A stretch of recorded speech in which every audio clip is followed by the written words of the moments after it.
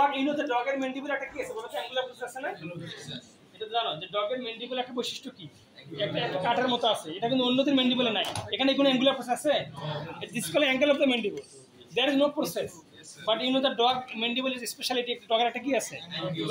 angular process আছে but here mandibular foramen is just above the angular process angular process একটু সামনে এবং উপরে গেলে ম্যান্ডিবুলার না এটা easy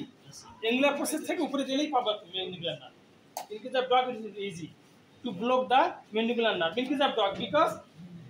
angular process you can palpate angular process just cranial and upper tooth angular process there is the mandibular foramen you can here no need to line two line and crossing no need there the angular process একটু উপরে cranial and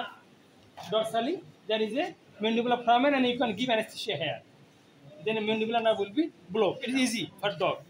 even cat easy because you will find angular process